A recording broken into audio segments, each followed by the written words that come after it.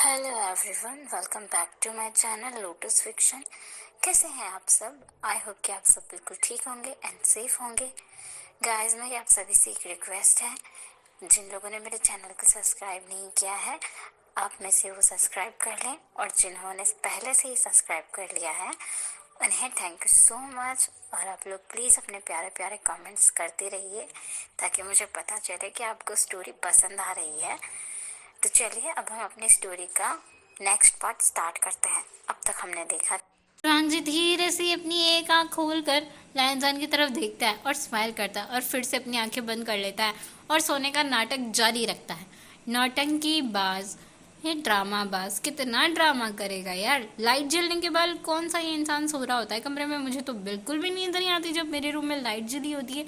ये वांगजी कैसे सो सकता है? तभी मैं सोचूं, पर ये महाशय तो सोने का नाटक कर रहे थे।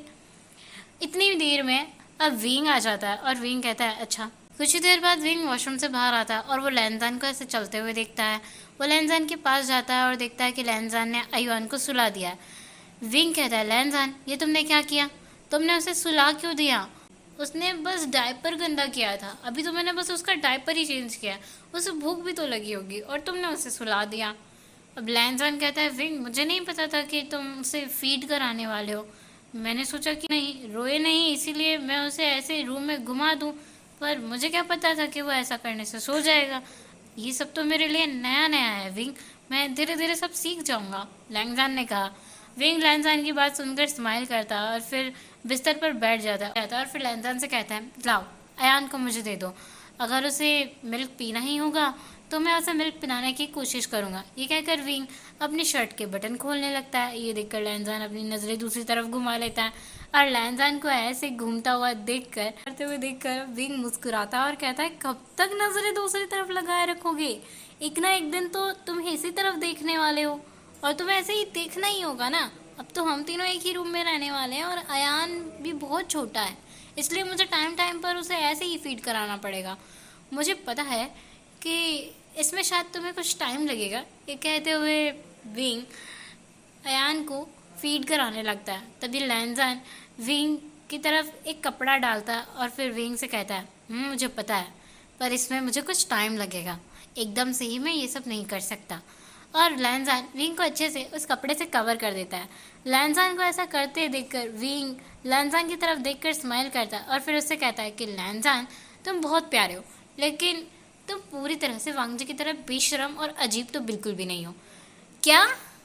तभी वांगजी उठकर बैठ जाता है और फिर तुरंत से बोलता है अभी अभी तुमने क्या कहा? तुम मुझे बेशरम और बिगड़ैल बोल रहे हो विंग? और किसने मुझे इतना बिगड़ने और फास्ट होने के लिए कहा था? वांगजी कहता है बेशरम कहीं के, अब अगर एक शब्द और तुमने अपने मुंह से निकाला ना तो मैं तुम्हें जान से मार डालूंगा। तुम्हें बिल्कुल भी शर्म नहीं आ रही? तुम अपने बड़े भाई के सामने ऐसी बातें कर रहे हो? विंग ने कहा तो मुझे क्यों शर्म आनी चाहिए भाई? वो भी तो तुम्हारा पति है और मैं भी तो तुम्हारा पति हूँ, तो शर्म क्यों आनी चाहिए? वांगजी ने फिर से कहा। लैंजान, वांगजी तुम सच में बेशरम हो, शेमलेस कहीं के। तुम तो सो रहे थे ना, फिर अचानक से जग कैसे गए? लैंजान ने वांगजी को डांटते हुए कहा। अब वांगजी भी क्यूट सी वॉइस में कहता है तुम दोनों इतनी देर तक लाइट जला कर रखोगे तो ये बताओ कि मैं सोऊंगा कैसे? हाँ, और ऊपर से इस छोटे से शैतान के रोने की आवाज़ें आ रही है और तुम तीनों मिलकर इतनी ज़ोर ज़ोर से बातें कर रहे हो, तो मैं जागूंगा नहीं क्या? वांगजी ने कहा। छोटी एलजे? छोटी एलजे कौन है भाई? छोटी एलजे, विंग ने पूछा। अरे ये जो तुम्हारी गोद में है, ये डेविल, ये जो मिल्क फीड कर रहा है, ये छोटा एलजे ही तो है, भाई का बेटा है ना, तो एलजे ही हुआ। वांगजी ने एक स्माइल के साथ कहा वाह, आपने बहुत ही अच्छा सा इसे निकनेम दे दिया है। अब तो मैं भी इसे लिटिल एलजे कहूँगा, विंग ने कहा अपने बेबी के नोज पे नोज रब करते हुए। नो वे, उसका निकनेम अयान है और उसका नेम अयान ही रहेगा। आप लोग उसे कुछ और नहीं कह सकते हैं, लैंजान ने कहा। अच्छा ठीक है, अच्छा ठीक है। अब एक बात बताओ, क्या हम लोग पूरी रात जागकर ऐसे ही बातें करने वाले हैं? जगराता करना है क्या? जगराती का इरादा है तो मुझे वैसे बता दो, क्योंकि मुझे बहुत ज़्यादा नींद आ रही है यार, प्लीज़ लाइट बंद कर दो, कम से कम मुझे अब तो सोने दिया करो। तुम 2 लोग होकर भी बच्चे को नहीं संभाल सकते हो, तुम्हारे चक्कर में मेरी नींद भी ख़राब हो रही है। मुझे लगता है कि मेरी ज़िंदगी भी ऐसे ही जाने वाली है, तुम्हारे साथ साथ मुझे भी जागना पड़ेगा। वांग जी की ओवर एक्टिंग फिर से चालू हो जाती है। लैनजान विंग की ओर देखता है और कहता है, अगर अयान का काम हो गया हो तो क्या मैं इसे पालने में सुला दूँ? विंग कहता है, हाँ हो गया है। फिर लैनजान अयान को अपनी बाहों में उठा लेता है और उसे पालने में लिटा देता है। और फिर लाइट बंद करने के बाद लैनजान विंग के साइड में आकर लेट जाता है और विंग भी लेट जाता है। वो अपना एक हाथ लैनजान पर रखता है, जिससे लैनजान के फेस पे स्माइल आ जाती है। तभी वांग जी विंग के ऊपर अपना हाथ रख लेता है, जिससे विंग के फेस पर स्माइल आ जाती है। तीनों ऐसे ही लिपट कर सो जाते हैं। आज तीनों के चेहरे पर बहुत बड़ी स्माइल थी। 3 महीने बाद हमें सीन शिफ्ट करके दिखाया जाता है। लैनजान, तुम्हें क्या हो गया है? तुम्हें यहाँ आने के बाद बहुत बदल गए हो। पहले तो तुम मेरी हर बात मानते थे, लेकिन अब तो तुम मेरी कोई बात मानने के लिए तैयार ही नहीं होते हो। तुम हर बार ऐसे मना कर देते हो। विंग गुस्से से कह रहा था, विंग मैंने एक बार मना किया ना, इसलिए अब तुम वापस से जॉब पर नहीं जाओगे, नहीं जाओगे, नहीं जाओगे। अयान अभी छोटा है और तुम उसे घर पर अकेला छोड़कर जॉब पर बिल्कुल नहीं जा सकते। और अब तुम्हें जॉब पे जाने की ज़रूरत क्या है? तुम्हें कोई ज़रूरत नहीं है अब जॉब पर जाने की, इसीलिए मैं तुम्हें मना कर रहा हूँ। और वैसे भी तुम्हें किस चीज़ की कमी है जो तुम्हें काम पे जाने की ज़रूरत पड़ रही है? लैनजा ने विंग से स्ट्रिक्ट वॉइस में कहा, क्योंकि मैं घर पर बोर हो जाता हूँ यार। तुम दोनों के जाने के बाद मॉम डैड जाकर अयान के साथ खेलने लग जाते हैं, फिर अयान को मुझे दे देते हैं जब उसे मिल्क फीड कराने की ज़रूरत होती है, और तब तक तो कोई मुझसे बात तक करने नहीं आता, सब तो उसके साथ लगे पड़े रहते हैं। मैं घर पर अकेला पड़ जाता हूँ। इसलिए मैं कह रहा हूँ कि अयान अभी छोटा है और उसे संभालने वाले बहुत सारे लोग हैं, उसको मेरी ज़रूरत नहीं है, सिर्फ उसे फीड कराने के लिए मेरी ज़रूरत पड़ती है। मुझे जॉब पे जाना है। लैनजान कहता है, विंग इसीलिए तो कह रहा हूँ कि अयान अभी छोटा है और उसे टाइम टाइम पर मिल्क फीड कराने की ज़रूरत पड़ती है, और अगर तुम उसे मिल्क फीड नहीं कराओगे तो फिर अगर तुम उसे मिल्क फीड कराना बंद कर दोगे तो वो वीक हो जाएगा ना। अभी तो उसे बहुत ज़रूरत है। वांग जी बैठकर एप्पल खा रहा था और उन दोनों के बीच की ये बहस सुन रहा था और बीच बीच में हंस भी रहा था, बड़े मज़े ले रहा था। विंग की नज़र पड़ जाती है वांग जी के ऊपर, जो यूं हंस रहा था।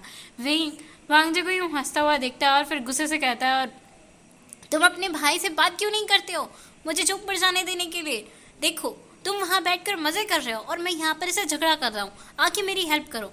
और वांग जी एप्पल को खाते हुए कहता, इसमें मैं क्या कर सकती हूँ, भाई में परमिशन नहीं दे रहा है।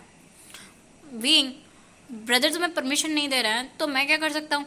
मॉम डैड ने तुम्हें परमिशन दे दी, मैंने भी तुम्हें परमिशन दे दी, पर अब भाई तुम्हें परमिशन नहीं दे रहे हैं तो ये तुम्हारी और भाई की प्रॉब्लम है ना। तुम्हें भाई से परमिशन लेनी होगी, अगर भाई परमिशन दे दे तो तुम जॉब पे जा सकते हो, कोई बात नहीं।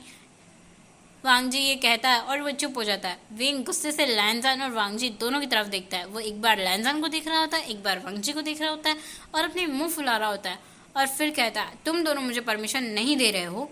दोनों एक साथ कहते हैं, नहीं। सच में नहीं दे रहे हो? ठीक है। लैनजान कहता है, नहीं। अब विंग गुस्से से लैनजान की ओर बढ़ता है और उसकी शर्ट की बटन खोलने लगता है। विंग को ऐसा करता हुआ देखकर लैनजान और वांग जी दोनों हैरान हो जाते हैं और विंग की ओर देखते हैं। तभी वांग जी ज़ोर ज़ोर से हंसने लगता है और कहता है, हनी शर्ट के बटन खोलने से कुछ नहीं मिलेगा, क्योंकि अभी भाई को इस चीज़ की आदत हो गई है, और तुम उनकी शर्ट खोलो या पैंट खोलो, तुम्हें उनका खुलासा करके इससे कुछ भी नहीं मिलने वाला है। तुम सही कह रहे हो, शर्ट खोलने से तो कुछ भी नहीं होने वाला है वांग जी, लगता है मुझे पूरी की पूरी पैंट खोलनी पड़ेगी।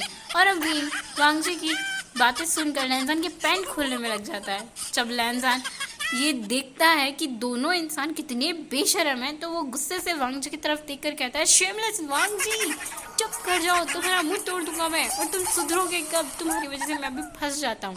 लैनजान तो अपने पैंट को कस के पकड़ चुका था और विंग भी कम नहीं था, वो तो वांग जी के पैंट को फाड़ने पे उतर आया था। लैनजान गुस्से में वांग जी को देख रहा था, इसलिए वांग जी अपने आप को बचाने के लिए रूम से भाग जाता है और लैनजान उसके पीछे भागने लगता है, लेकिन विंग उसकी पैंट को पीछे से पकड़ लेता है और उसे बेड पर खींचकर धकेल देता है, फिर उसके ऊपर आके बैठ जाता है। विंग, तुम क्या कर रहे हो? हाँ देखो, मेरे पास से उठ जाओ, ऐसा वैसा कुछ भी मत कर। तुम दोनों भाइयों को तो बस तलब लगी रहती है ना? अब तो तुम भी वांग जी की तरह मुझसे दूर भागने लगे हो, क्यों? तुम दोनों को कोई मेरी फिक्र रहती है कि नहीं रहती है? विंग ने गुस्से से कहा। विंग तो वांग जी की बातों को सीरियस ले चुका था और वो तो लैंसन के ऊपर ही बैठ गया था। लैंसन कहता है, विंग तुम कितने बेशरम हो गए हो, थोड़ी तो फिक्र करो, तुमने अयान को भी बर्थ दिया है, तुम्हारी हेल्थ अभी पूरी तरीके से ठीक नहीं है। विंग कहता है, बेशरम? मैं बेशरम? वांग जी जो रूम के बाहर जा चुका था, लैंसन कहता है, विंग बेशरम तुम कब से ऐसे हो गए? मेरा विंग इतना बेशरम कभी नहीं था, मेरा विंग तो बहुत मासूम था, पर यहाँ आने के बाद तो मेरा विंग पूरी तरीके से बदल गया, तुम तो एक नंबर के बेशरम हो गए। और उस विंग को बेड पर पुश किया और वो रूम से बाहर जाने लगा और विंग बेड पर उठकर बैठते हुए दांत पीसते हुए चिल्लाते हुए कहता है, लैंसन वापस आओ, मैं तुम्हें ऐसे नहीं जाने दूंगा और तुम मुझे ऐसे छोड़कर नहीं जा सकते हो, अगर तुम मुझे ऐसे छोड़कर गए ना तो देखना तुम्हारे साथ अच्छा नहीं होगा। लैंसन रूम से बाहर आ जाता है और उसने देखा कि जेम्स वांग टीवी देख रहे हैं, वांग जी उनके पास बैठा है, आयु और अयान दोनों खेल रहे हैं। लैंसन भी आकर उनके पास बैठ जाता है, आयु और अयान के साथ खेलने लगता है। वांग जी ने लैंसन के कान में धीरे से फुसफुसाते हुए कहा, क्या बात है ब्रदर, इतने जल्दी बाहर आ गए, मैंने तो यही सोच ही लिया था कि आज तो विंग तुम्हारी इज्जत का जनाजा निकाल ही देगा। विंग तुम्हें इतनी आसानी से छोड़ने वाला तो बिल्कुल भी नहीं था, लेकिन तो तुम बड़ी जल्दी बाहर आ गए। लैंसन भी वांग जी के कान में फुसफुसाते हुए कहता है, अपना मुंह बंद रखो, तुम ही हो जिसने उसे उकसाया था और तुमने उसे इतना बेशर्म कैसे बना दिया। तभी वांग जी लैंसन के कान में फिर से कहता है, ये तो मेरा टैलेंट है कि मैंने विंग को ऐसा बनाया है, तुमने तो उसे बिल्कुल सीधा साधा इनोसेंट बनाकर रखा हुआ था, लेकिन देखो मैंने अपने प्यार से अपने बनी को कितना ज़्यादा मैच्योर बना दिया है। फिर लैंसन वांग जी के कान में फिर से फुसफुसाते हुए कहता है, इसे टैलेंट और इंटेलिजेंट नहीं कहते हैं, इसे ब्लडी फूल कहते हैं। यू पावट, तुमने विंग को सच में बहुत बिगाड़ दिया है। लैंसन की बातें सुनकर अब वांग जी ज़ोर ज़ोर से हंसने लगता है और वांग जी को इतना ज़ोर से हंसता हुआ देखकर कैरामेल किचन से बाहर आती है और कहती है, वांग जी पागल हो गए हो क्या, इतना ज़ोर से क्यों हंस रहे हो, और तुम दोनों भाई वहाँ बैठकर कर क्या रहे हो, चलो जल्दी से आओ किचन में सामान लाने में मेरी हेल्प करो। कैरामेल की बातें सुनकर वांग जी और लैंसन अपनी जगह से तुरंत से उठते हैं और किचन में खाना लाने के लिए चले जाते हैं। तभी विंग बाहर आता है और वो कहता है कि तुम दोनों बैठो, मैं खाना लेकर आता हूँ। ये कहकर विंग किचन के अंदर चला जाता है। सभी लोग खाने के टेबल पर बैठ जाते हैं और खाना खा रहे थे, लेकिन विंग लैंसन और वांग जी को घूर रहा था और गुस्से से देख रहा था। विंग खाना नहीं खा रहा था। कैरामेल से पूछती है कि क्या बात है विंग, तुम खाना क्यों नहीं खा रहे? तभी विंग कहता है, मुझे भूख नहीं है।